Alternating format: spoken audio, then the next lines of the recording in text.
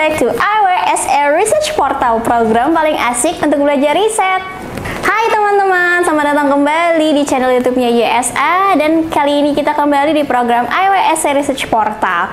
Nah, di episode kali ini kita akan kembali bertemu dengan Presiden YSA atau Ketua YSA, yaitu Bapak Denny Irawan.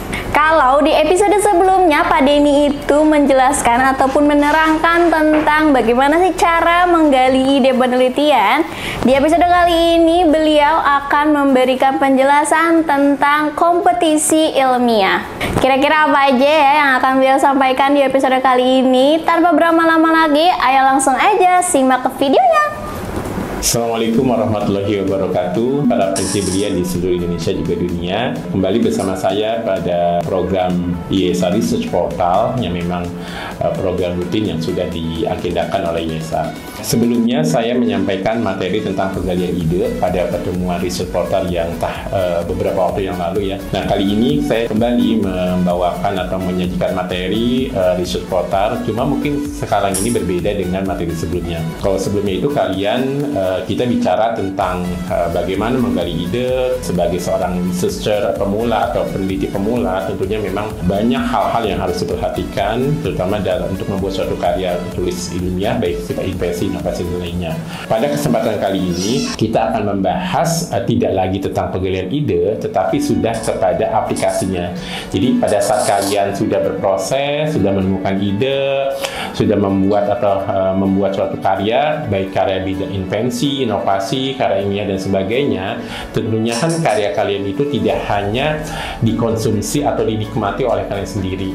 Tentunya kalian ingin mendapatkan pengakuan secara secara menyeluruh, baik pada level lokal di lingkungan sekolah kalian sendiri, maupun meningkat ke yang lebih tinggi, mungkin ke provinsi ataupun kabupaten dan seterusnya, sampai nanti pada level nasional dan internasional. Nah, pada kali ini kita akan fokus kepada pembicaraan tentang kompetisi ilmiah baik di level nasional maupun internasional, terutama saya menyoroti di level internasional. Itu ya, pada saat kita sudah membuat suatu karya sudah lengkap ya, full paper dari bab 1 sampai bab 5 sudah jelas, lengkap, baik itu yang karyanya ada berbentuk produk maupun tidak. Tentunya kalian ingin membawa, ataupun bukan hanya selesai sampai di situ, tentunya kalian ingin membawa produk ataupun proyek kalian itu untuk dilombakan. Nah, sekarang banyak sekali lomba-lomba ilmiah yang bisa kalian ikuti.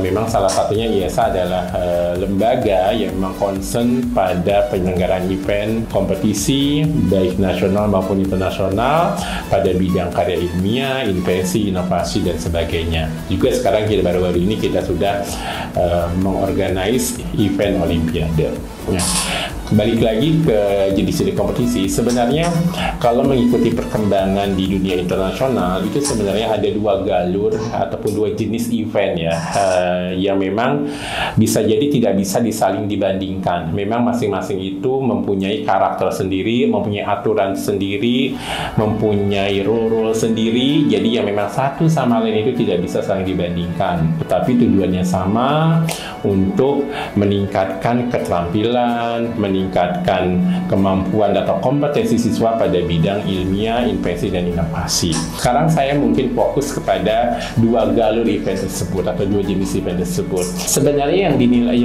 sedikit berbeda, atau dua perbedaan mendasar di kedua event ini adalah pada sistem penilaian ataupun awardingnya ataupun pemberian hadiahnya. Nah, di dunia internasional itu untuk event-event baik invensi, inovasi maupun event sains dan sebagainya, memang ada dua penilaian yang berbeda, dua apresiasi yang berbeda. Untuk yang pertama itu biasanya memang penilaiannya secara selektif, artinya mulai dari penerimaan dokumen, misalkan full paper atau extended abstract atau apa istilah lainnya, tergantung dari aturan panitia. Itu memang sudah diberlakukan sistem yang ketat ketat. Jadi hanya panitia itu, penyelenggara dalam hal ini, sudah memplot hanya beberapa tim ataupun hanya beberapa peserta yang bisa lolos ke event tersebut ya. Nah, nanti pun sistemnya akan berjenjang. Misalkan mereka untuk penyelenggara itu minta dari tim-tim terbaik dari suatu negara misalkan. Tapi mekanisme penseleksiannya tentunya kan diserahkan kepada negara yang bersangkutan seperti itu. Pada sistem yang sifatnya memang ketat itu memang mereka nanti pada saat presentasi ilmiah itu semua sama saja. Ada yang memang presentasi menggunakan PowerPoint via Zoom, ataupun kalau yang offline secara langsung ya, misalkan dibagi di kelas-kelas atau ruangan-ruangan yang biasanya di situ ada 2 atau 3 juri yang akan menjurikan dalam waktu sekian menit ya, misalkan 15 menit atau apa ya, sesuai dengan ketentuan panitia. Nanti peserta tinggal mempresentasikan proyek atau karya mereka menggunakan PowerPoint ataupun aplikasi lainnya, dan nanti ada sesi tanya jawab dan sebagainya. Nah, ada yang seperti itu, ada juga yang setelah melakukan sesi tersebut ada yang penjurian di booth langsung oleh juri. Jadi juri peserta diminta membuat poster ilmiah, nanti mereka juga membawa produknya kalau memang ada produknya ya. Nah, nanti di situ peserta langsung mempresentasikan di hadapan juri secara langsung.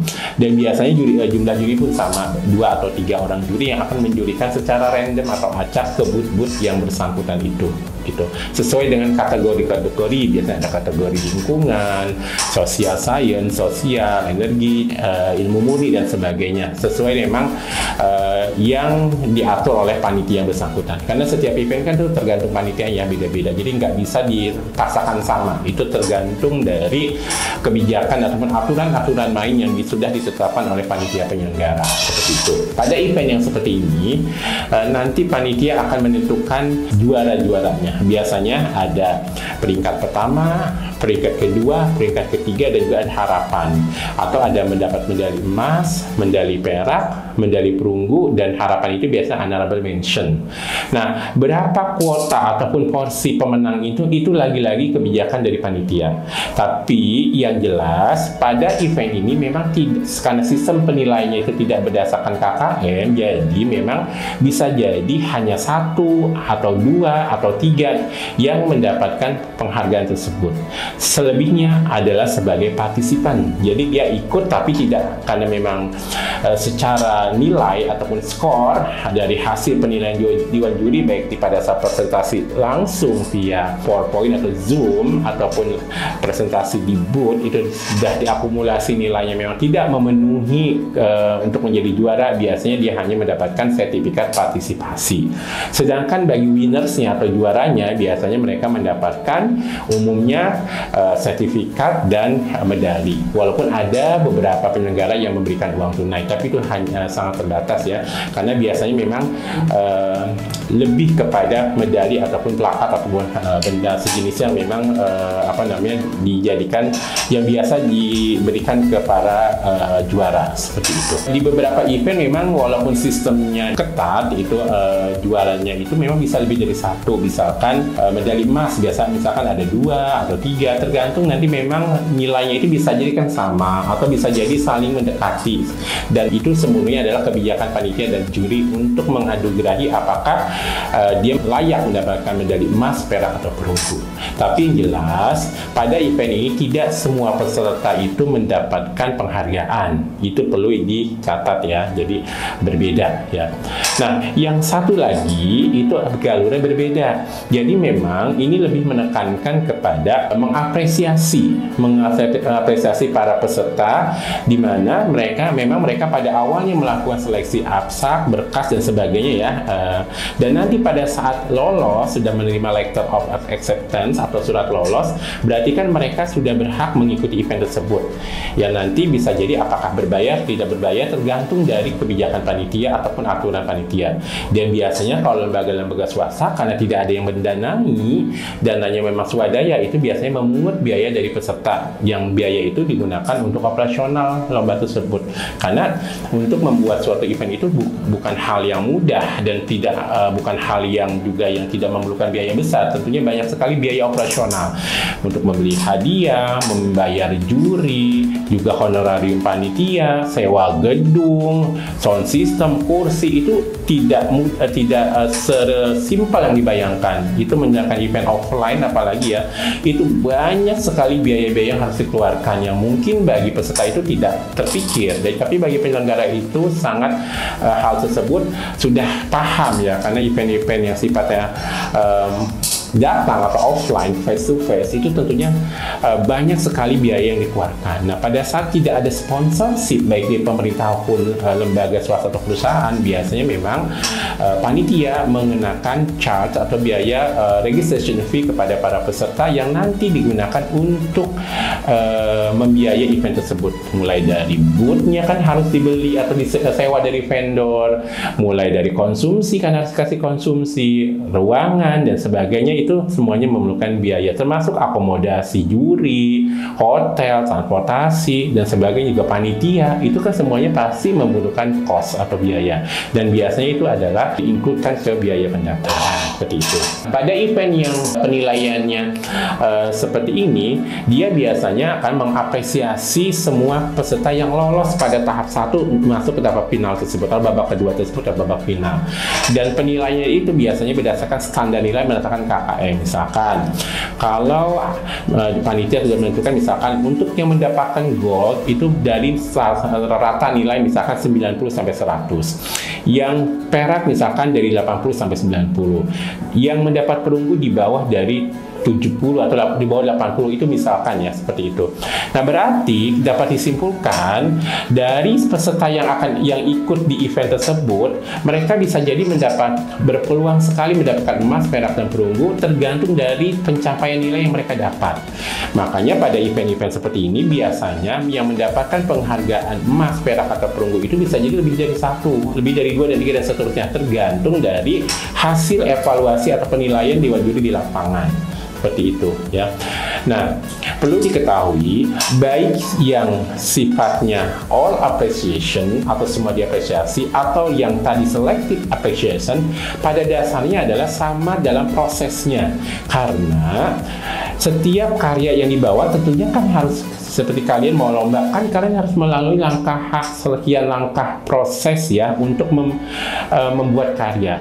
Nah, pada saat kalian lomba kan itu kalian tinggal memilih lomba mana yang kalian ikuti, tapi secara proses event itu sama. Jadi tidak, makanya di awal saya sampaikan, baik event, invensi, inovasi dan lain-lainnya yang diapresiasi semua ataupun tidak diapresiasi semua, itu sebenarnya sama-sama berkualitas, karena mereka yang berbeda hanya sistem penilaiannya aja, sistem awardingnya yang berbeda, tetapi secara kualitas project dan sebagainya itu sama, karena memang semuanya tidak ada yang instan. Tentunya pada saat anak, siswa ataupun mahasiswa ingin ikut lomba, tentunya dia harus punya project. Nah, projectnya itu kan harus dilakukan penelitian, research ya, mulai dari bab 1, 2 dan seterusnya. Itu kan kira-kira bisa lebih dari 3 bulan, bisa 6 bulan atau bisa lebih, baru bisa dibawa atau diikut sertakan di suatu ajang lomba, baik yang sifatnya yang tadi yang full competition ataupun yang artinya yang tadi semuanya diapresiasi. Yang berbeda di sini hanya sistem penilaiannya dan sistem pemberian anugerah ataupun apresiasinya. Nah, itu yang perlu dipahami.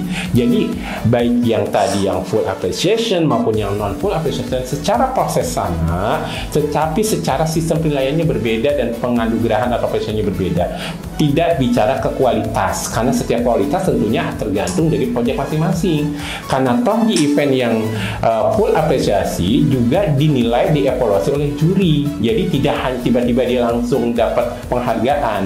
Nah, begitu juga sebaliknya di event yang itu apa? Juga sama kan, dievaluasi dulu, dinilai, baru nanti ditentukan yang first winner, second winner, third winner dan seterusnya sampai dia harapan, dan juga sampai yang tidak mendapatkan penghargaan atau sebagai participation only. Nah, itu mungkin harus dipahami bagi semua bahwa memang ada dua galur yang berbeda yang tidak bisa saling dibandingkan, seperti itu ya.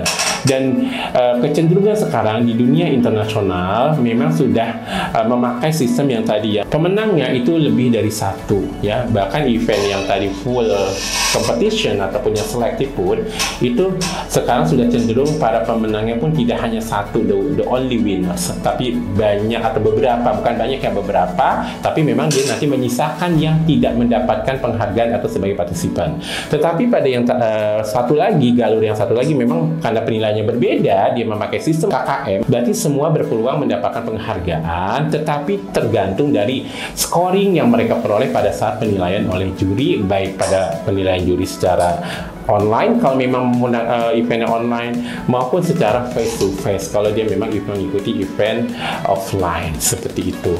Jadi sekarang kalian tinggal menentukan mau ikut event yang mana, mau yang tadi full appreciation maupun yang tadi yang full competition. Artinya yang memang juaranya itu ataupun winnersnya itu terbatas, tidak semua diapresiasi. Jadi saya rasa sudah jelas sekarang kalian juga bisa silakan saja, karena itu adalah baik yang dua jenis tadi, keduanya adalah baik sebagai ajang kalian untuk menunjukkan bahwa karya kalian ini layak dilombakan, baik yang tadi di galur yang pertama ataupun di galur yang kedua tadi, tergantung kalian. Nah, IESA menyelenggarakan event-event ada yang memang tadi galur satu yang semuanya yang hanya sebagian yang mendapatkan apresiasi, juga ada yang tadi full appreciation.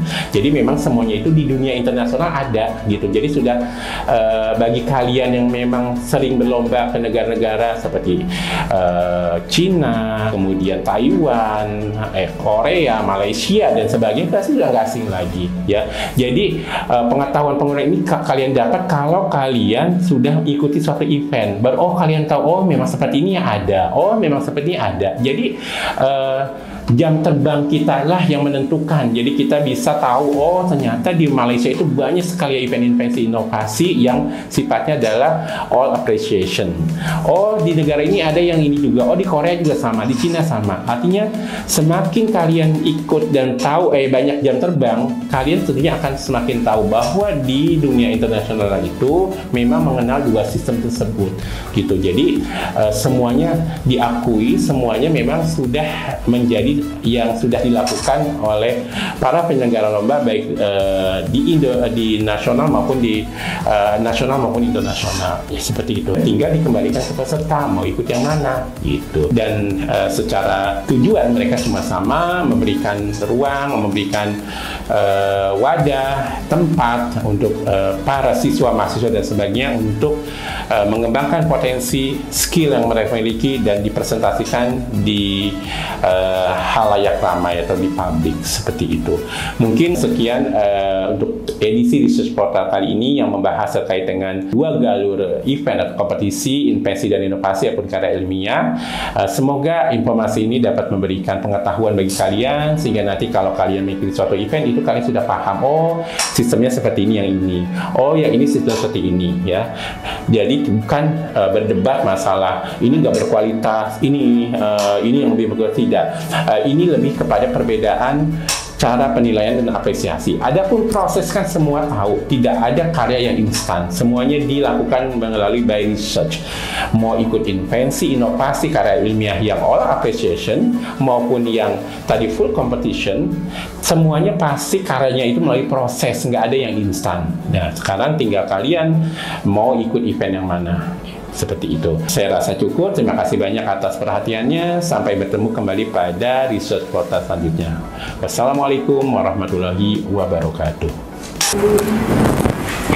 Itu dia episode kali ini. Gimana? Teman-teman udah paham belum nih tentang kompetisi ilmiah? Coba deh tulis rangkuman yang sudah kalian rangkum di kolom komentar. Sebelum aku akhiri videonya, aku mau ingetin kalian untuk like, komen, share, dan juga subscribe ke channel YouTube YSA agar kalian tidak ketinggalan video terbaru yang kami upload. Sampai jumpa di episode selanjutnya.